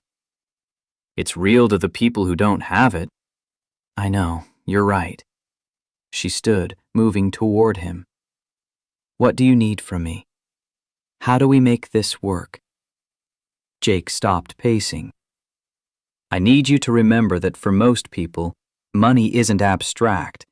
It's rent and groceries and whether you can afford new shoes for your kid. I need you to not make me feel small every time you casually mention amounts I'll never see in my lifetime. I never want you to feel small. Ever. Victoria's eyes were fierce. You're the bravest, strongest, most principled man I know. You tore up my father's check without hesitation. You build things with your hands that people will use for decades. You raised an incredible daughter on your own. None of that is small. Then why does it feel like I'm constantly being reminded of what I can't provide? The question hung between them, raw and honest. Victoria took his hands. Because we haven't figured out how to talk about money yet. Because I'm still learning how to live like a normal person after spending 12 years in a gilded cage. Because this is hard and new, and we're going to mess up sometimes. I don't want Lily growing up thinking money solves everything. Neither do I. So we teach her together. We show her that working hard and being kind matters more than having a big bank account. Victoria squeezed his hands. Jake, I chose this life. I chose you and Lily and Sunday morning pancakes and a normal house in Gilbert. Not because I'm slumming or playing pretend, but because this is what makes me happy. The money is just a tool. It doesn't define me anymore. Doesn't it, though? You're building a foundation. You can write a check for $500,000 without worrying. That's still who you are. No, who I am is the woman who reads to kids every Tuesday, who learned to make pancakes from scratch because you said box mix wasn't the same, who sits with Lily doing homework and actually has to Google long division because I forgot how it works. Victoria's voice cracked. The money is what I have, but you and Lily are who I am now. Jake pulled her into his arms, feeling her shake against him. They stood like that for a long moment, working through the friction that would probably always exist between their different worlds. We'll figure it out, he murmured into her hair. Together. Together. May arrived with Lily's 9th birthday and a question that had been building for weeks. Victoria sat on Jake's back porch after the birthday party, watching Lily play with her new soccer ball in the yard. I want to ask Lily if she'd be comfortable with me being more than just Tori. Jake's beer stopped halfway to his mouth. What do you mean? I mean, I want to know if she'd be okay with me being a parental figure. Not replacing Sarah, never that, but being someone she can count on. Someone who's committed to being in her life permanently. You're already that. But we've never named it. We've never asked her what she wants. And Jake, I need to know if I can start thinking about a future that includes both of you. Really includes you. Because if I'm going to do this, I need to know it's not temporary. Jake set his beer down carefully. Are you asking what I think you're asking? I'm asking if you can see a future where we're actually a family, where this isn't just dating, but building something permanent. His heart hammered against his ribs. I can see it. I've been seeing it for weeks now. But Victoria, marriage is... I'm not proposing. Not yet. Not until we're both sure. Until Lily's sure. Until we've worked through more of the hard stuff. Victoria turned to face him fully. But I need to know if it's possible. If you can imagine trusting me that much after everything. Jake looked at Lily, laughing as she kicked the ball against the fence, her joy uncomplicated and pure. He thought about the past 5 months, about Victoria showing up consistently, learning to cook and clean and be present in ways that had nothing to do with money and everything to do with love. Yeah, I can imagine it. Victoria's smile was brighter than the Arizona sun. Then let's talk to her. Together. They called Lily over, settling on the porch steps with her between them. She looked between their serious faces with curiosity, but no fear. Lily, we wanted to ask you something important, Jake started. Are you getting married? Victoria laughed, surprised. Not yet, but we wanted to know how you feel about Tori being around more, about her being part of our family officially. Lily was quiet for a moment, considering. Would she move in? Eventually, maybe, if everyone was comfortable with that. Would she still read to me before bed? Every night I could. And you'd both come to my soccer games? Every single one. Lily turned to Victoria with the seriousness that sometimes made her seem much older than 9. If you're my family, does that mean you won't leave? Even if you and Dad fight sometimes? The question pierced straight through to Victoria's deepest fear. Her eyes filled, but her voice stayed steady. I will never leave you. Not ever. Even if your dad and I have problems, I would still be here for you. That's a promise. Okay then. I want you to be my family. My real family, not just Dad's girlfriend. Victoria pulled Lily into a fierce hug, tears spilling over. Jake wrapped his arms around both of them, feeling the pieces of his fractured heart finally knit back together. That night, after Lily fell asleep, Jake and Victoria sat on the couch discussing logistics, how they'd transition to living together, what that might look like, when they'd take that step. I don't want to rush, Jake said. Lily's doing great, but big changes can be hard on kids. Agreed. What if we do a trial? I stay over a few nights a week, see how it feels? You mean actually stay? Not just dinner and leaving at 10? Victoria's cheeks flushed. Yes, actually stay. In your room. With you. If you want that. They've been careful about physical intimacy, both aware of Lily in the house and the weight of their history. Stolen kisses in the kitchen, held hands during movies, but nothing more. The thought of Victoria in his bed, of waking up next to her, made Jake's pulse kick up. I want that. She leaned in and kissed him, deeper than usual, her hands sliding into his hair. Jake pulled her closer, tasting her sigh, feeling 12 years of wanting crash over him. They broke apart, breathing hard. Not tonight, Victoria whispered. But soon. Soon. June brought heat and the soft launch of the Grace Literacy Foundation's first center. The renovated building in South Phoenix opened on a Saturday with a ribbon-cutting ceremony that drew local news coverage. Richard attended, standing beside Victoria with obvious pride. Lily cut the ribbon with oversized scissors, grinning for the cameras. Jake stood back, watching Victoria in her element. She gave a short speech about the importance of accessible education, about giving kids a safe place to discover the magic of reading. She was poised and articulate, every inch the CEO she used to be, but her passion was real. This mattered to her in a way corporate profits never had. After the ceremony, kids poured into the new space, marveling at the colorful murals and fresh books. Victoria sat on the floor with a circle of children, reading the first story in the new center. Jake found Richard standing beside him, both watching. "She's happy," Richard observed. "Happier than I've ever seen her." "Yeah, she is. You did that. You and your daughter." "She did it herself. We just gave her a reason." Richard nodded slowly. "Coleman, I'm dying."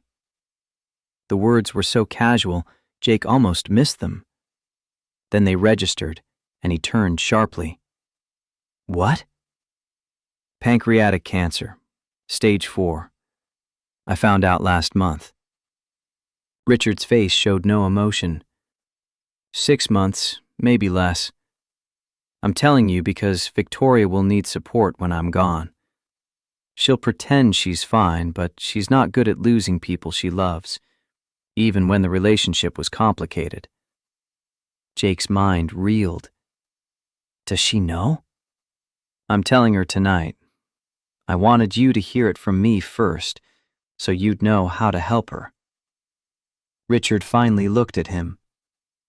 I'm asking you to take care of her. To be the family I couldn't give her. To make sure she doesn't retreat into work or isolation when the grief hits. I'll take care of her. But Richard, you should know, she loves you. Despite everything, she loves you. I know. That's what makes this harder. Richard turned back to watch his daughter. I failed her when she needed me most. At least at the end, I get to see her truly happy. That's more than I deserve. That evening, Victoria came to Jake's house, pale and shaking. Lily was at a sleepover, so they were alone when Victoria collapsed into his arms, sobbing. 6 months. Maybe less.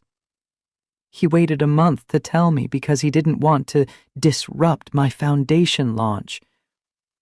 Jake held her on the couch, stroking her hair, letting her cry out the fear and anger and grief.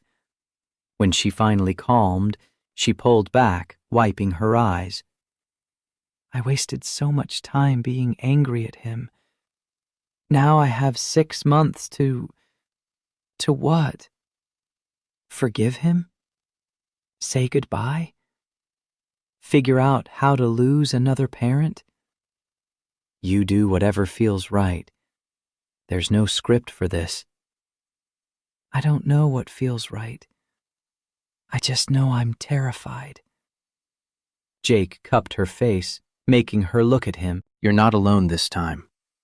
When your mom died, you dealt with it alone while running a company. This time, you have me. You have Lily. You have people who love you and will hold you up when you can't stand. Promise? Promise. July meant spending weekends at Richard's estate, helping him sort through a lifetime of possessions and memories. Richard moved slowly now, the cancer eating away at his strength, but his mind stayed sharp. He told stories Victoria had never heard, about her mother, about building the company, about regrets that came too late to fix. Lily accompanied them sometimes, and Richard delighted in teaching her card games and showing her old photos. He'd created a trust fund for her education, enough to pay for any college she wanted. Jake had initially protested, but Victoria reminded him, he's her grandfather. Let him do this. August brought Richard's admission to hospice care at home. Victoria split her time between the foundation, Jake's house, and her father's bedside. Jake watched her hold it together during the day and fall apart at night, and loved her more for her strength and her vulnerability in equal measure. On a Tuesday evening in late August, Richard asked to see Jake alone. The old man looked diminished in his hospital bed, oxygen tubes in his nose, skin papery and gray. I need to ask you something, and I need you to be honest. Okay? Are you going to marry my daughter? Jake didn't hesitate. Yes, when she's ready. When we've gotten through this and she's had time to grieve. Good. Because I need to know she'll be taken care of. That she'll have someone who puts her first, who loves her for who she is, and not what she can provide. Richard's breathing was labored. I'm leaving her the house, the estate. I know she doesn't want it, but I'm asking you to convince her to keep it.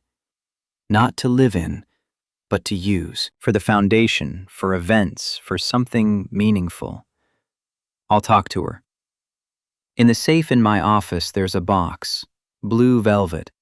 It was my mother's engagement ring, the one I tried to give you for Victoria before. I'm giving it to you now, no conditions. Just a grandfather hoping to see his granddaughter as flower girl at a wedding he won't live to attend. Jake's throat closed. Richard, don't. Don't make this harder. The old man's eyes were wet. Just promise me you'll make her happy. That's all I need to die peacefully. I promise. Richard Hayward died 3 days later, on a Friday morning, with Victoria holding his hand. She called Jake at the construction site, her voice hollow, and he left immediately, not caring about the job or the deadline or anything except getting to her. He found her in Richard's study, sitting in the leather chair, staring at nothing. She looked up when he entered, her face completely blank. He's gone. Jake pulled her up and into his arms. She didn't cry, didn't shake, just stood there like a statue. The grief would come later, he knew. Right now, she was in shock. The funeral was massive, hundreds of people from Phoenix's business and social elite. Victoria delivered a eulogy that was honest about Richard's flaws and generous about his attempts at redemption. She talked about losing her mother, losing Grace, and how her father had tried, in the end, to make amends. Jake stood in the front row with Lily, watching Victoria hold herself together through sheer force of will. When the service ended, she was swarmed by mourners offering condolences. She smiled and thanked them and played the gracious daughter, while Jake could see the cracks forming beneath the surface. That night, at Jake's house, with Lily asleep down the hall, Victoria finally broke. She curled into Jake on the couch and sobbed for everything she'd lost. Her mother, her father, Grace, 12 years with Jake, the family she might have had if fear hadn't controlled so many decisions. Jake held her through all of it, whispering that she was safe, that he had her, that she wasn't alone. When the storm passed, Victoria pulled back, her face blotchy and swollen. I can't keep doing this. Jake's heart stopped. Doing what? Pretending I'm fine. Splitting my time between 3 different houses, acting like we're just dating when I want so much more. She took a shaking breath. Jake, I want to marry you. I want to wake up next to you every morning and fall asleep beside you every night. I want to be Lily's mom, officially. I want to build a life that isn't split between what I have and what I want. Victoria, I know it's too soon. I know I'm a mess right now with grief, but I also know that life is short and people die, and I don't want to waste any more time being careful and practical when I could be happy. Jake stood, pulling her up with him. Wait here. He went to his bedroom, to the drawer where he'd hidden the blue velvet box Richard had given him 2 weeks ago. When he returned to the living room, Victoria was standing by the window, her arms wrapped around herself. Jake dropped to one knee. Her breath caught, hands flying to her mouth. Victoria Elena Hayward. I loved you when we were kids who didn't know any better. I loved you when I hated you for leaving. I loved you when I married someone else and tried to move on. And I love you now, standing here in my living room, asking for forever." He opened the box, revealing the vintage diamond ring. "Your father gave me this 2 weeks before he died. Said it was his mother's. Said he wanted to see you happy before the end. So I'm asking, will you marry me? Will you be my wife and Lily's mom and my partner in every way that matters?" Victoria dropped to her knees in front of him, tears streaming down her face. Yes. God, yes. 1,000 times, yes. He slid the ring onto her finger, a perfect fit.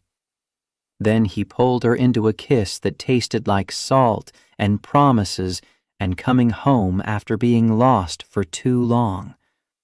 They were married 6 weeks later in late October at the Desert Botanical Garden in Phoenix. Small ceremony, 60 guests. Lily is both flower girl and ring bearer because she insisted on doing both jobs. Richard's chair sat empty in the front row, a framed photo of him smiling resting on the seat. Victoria wore a simple white dress and desert wildflowers in her hair. Jake wore his best suit and couldn't stop smiling. When the officiant asked if they had vows, they'd agreed to keep them short. Jake went first. "Victoria, you taught me that second chances are possible, that love is worth fighting for, even when it's hard, that being brave enough to be vulnerable is the greatest strength. I promise to love you, respect you, and be your equal partner every day for the rest of our lives." Victoria's voice shook but held. Jake, you taught me that home isn't a place, it's people. That real wealth is measured in love, not bank accounts. That being enough means being yourself. I promise to love you, honor you, and build our life together. Always. They exchanged rings. Jake's had an inscription inside. Second chances. Victoria's read, "Finally home." When the officiant pronounced them married, Lily cheered louder than anyone. The kiss was deep and sweet and full of promise. At the reception in the Botanical Gardens Pavilion, they'd chosen a simple BBQ instead of formal dinner. Jake's construction crew drank beer with Victoria's foundation board members. Frank Morrison gave a toast about how love doesn't care about tax brackets. Carol from the library cried happy tears. During the father-daughter dance, Victoria had asked Jake to dance with her to honor her father's memory. They swayed to butterfly kisses, while photos of Richard with young Victoria played on a screen behind them. He would have loved this, Victoria whispered. Simple and real and full of people who actually matter. He did love it. He told me so before he died. Later, Jake danced with Lily, who wore a pink dress and a flower crown. Dad, does this mean Tori's my mom now? If you want her to be. I do, but I still remember my first mom. Is that okay? Jake's eyes stung. That's more than okay, Princess. You can love both of them. Love isn't a limited resource. The evening ended with sparklers and laughter and Victoria in Jake's arms, dancing under the desert stars. They'd honeymooned later. Right now, they just wanted to go home together, to the house in Gilbert that Victoria owned, but that they'd made theirs, where Lily's soccer trophies sat on the mantel next to Victoria's Stanford degree, where the refrigerator was covered in finger-painted art and grocery lists. They pulled up to the house near midnight, Lily asleep in the back seat. Jake carried his daughter inside while Victoria unlocked the door. Together, they tucked Lily into bed, kissing her forehead in tandem. In their bedroom, Victoria sat on the bed they now shared, looking at the ring on her finger. We did it. We actually did it. Jake sat beside her, taking her hand. Yeah, we did. I spent 12 years thinking I'd destroyed the best thing in my life, thinking I didn't deserve a second chance at happiness. She leaned her head on his shoulder. Thank you for proving me wrong. Thank you for coming back, for fighting for this, for being brave enough to choose love over fear. They sat in comfortable silence for a moment, both processing the enormity of the day. Jake? Yeah? I'm happy. Completely, overwhelmingly happy. And it terrifies me. Good. That means it's real. The best things in life are the ones that scare us a little. He kissed the top of her head. We've got forever to get used to this. Some love stories start with a kiss. Theirs started with goodbye. But the best love stories are the ones that refuse to end, no matter how many times life tries to write the final page. Outside, the Arizona night wrapped around their home, stars scattered across the sky like promises. Inside, three people who'd found each other through loss and grief and impossible odds slept peacefully. A family, imperfect and real and finally whole.